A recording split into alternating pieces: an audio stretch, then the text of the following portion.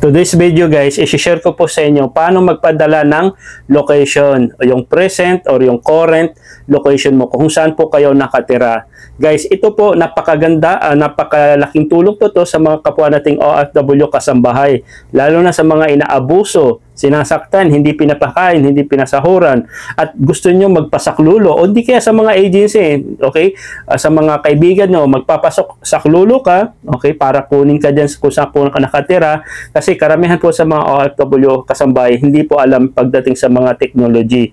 At meron na po ako i-share po sa inyo, napaka-basic lang to, napakadali lang po to. Marami pong nakakaalam dito na paano i-send yung current location kung saan po kayo ngayong nakaupo.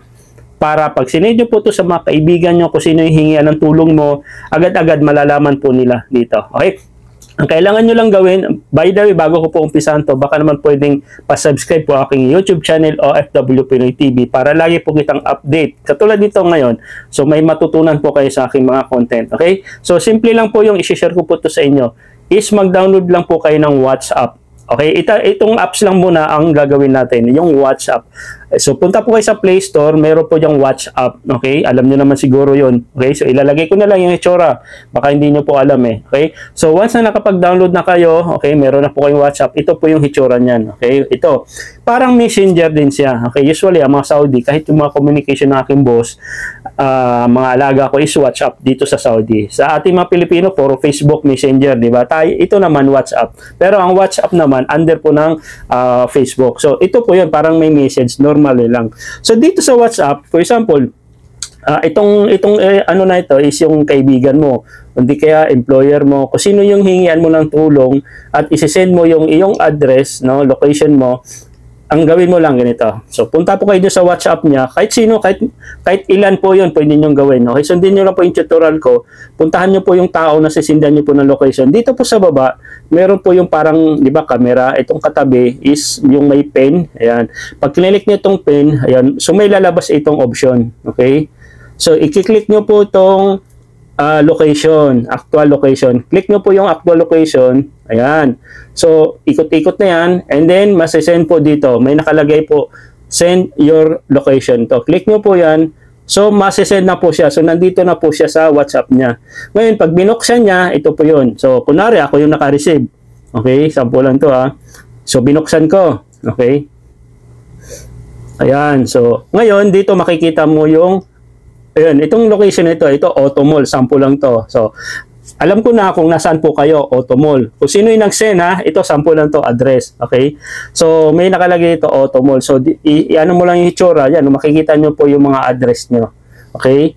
Ayan, makikita nyo na po yan dito. Ngayon, pupuntahan ka ngayon, gamit tong Google Map. Okay? So, i-click lang nila yan, start. Ayan. O, di ba? Magsasalita na. Then turn right. So, ginagamit ko to guys pagka nagsisend po sa akin yung aking amo na hindi ko alam yung location, yung tindahan na yan, restaurant man yan, kung saan place na yan, isisend ako ng location na yon, yung tindahan, pupuntahan ko. Ngayon, i-guide ka dito sa Google Map na ito. Ayan. Kung napapansin nyo, ito, Auto Mall, malayo kasi. Ayan. Dito sa Google Map, yan. Yung pula, yan yung area mo. Yun yung pupuntahan ko. Kung ikaw naman yung nag-send, ito yung location mo. Yung kulay pula. Ayan, kita nyo yung kulay red. Yung tao naman yung kukuha sa'yo yung kulay blue. Ayan. Ayan, so yan po yun. So may guide po siya, katulad nito sa Jeddah ako. Nandito ka sa Jeddah, di ba? Lalo na kung dito ka lang sa Jeddah, send mo sa akin location, pupuntahan kita, alam ko na. Familiar ko na to dito eh. Siyempre, yung Google Map makakatulong kung saan exact bahay. Kasi sa laki ba naman ng Jeddah. So yan po yun, makikita nyo kulay pula, dito ako mag-i-start, pupuntahan ka nyan. So, malalaman po ng Google Map kung saan bahay ka at doon ka na marirescue. Yan po yung napakalaking tulong sa mga OFW pag may ganito kang technology na basic lang siya pero maraming hindi nakakaalam. Okay, so kailangan mag-download po kayo ng WhatsApp yung gamitin nyo. Pwede naman sa mga messenger, iba-iba. Pero ito naman kasi mabilis lang kasi sa akin ang WhatsApp. Okay, kahit sang platform, pa-Facebook man yan, o kahit ano, basta ako, sinishare ko sa inyo yung WhatsApp. Okay, mabilis. Yan o. So, nandito po yung location nyo, ito po yung exact address nyo, i-share nyo po. Ayan, okay, kopyahin nyo lang, screenshot nyo, ibigay nyo kung sino yung hingian nyo ng tulong. ito, nagagamit to sa mga inaabuso mga OFW kasambahay. Hindi lang katulad ko, driver, ginagamit ko araw-araw. Lalo na kung bagong location, ginagamit ko siya. Pero pagdating sa mga OFW kasambahay na alam nyong inaabuso ka na, gamitin nyo na to. Okay? Kung magpaparescue kayo. Kasi sa laki ba ng Saudi, kung saan ka, ano ba, nasa UAE ka, damam, puntahan nyo ako dito kasi may mga building katabi, puntahan nyo ako dito. Hindi po nila malulukit agad yan.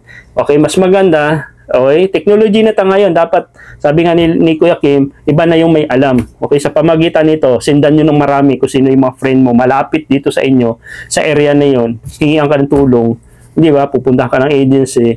So, yun lang naman may share ko. So, marami pa ako i-share sa inyo para makatulong pa ako sa mga kapwa kong OFW, lalo na sa mga OFW na kasambahin na wala pa talagang alam pagdating dito sa Saudi. So, paano sila. Hindi katulad ko, driver, nasa labas ako eh. Pwede ako pumunta sa pulisya eh. Eh ikaw, nakakulong ka, mamaya pag umaalis yung mga amo, kinukulong ka, pinapadlock. So yun yung point ko doon. Okay? So ayun guys, nakatulong po to sa inyo, no? Kung may nakatulong, baka naman i-comment nyo po sa baba, and then i-like nyo na rin yung aking video, and then share mo na rin. At kung hindi ka pa nakasubscribe sa aking YouTube channel, please subscribe yung aking YouTube channel. Okay? God bless and bye-bye.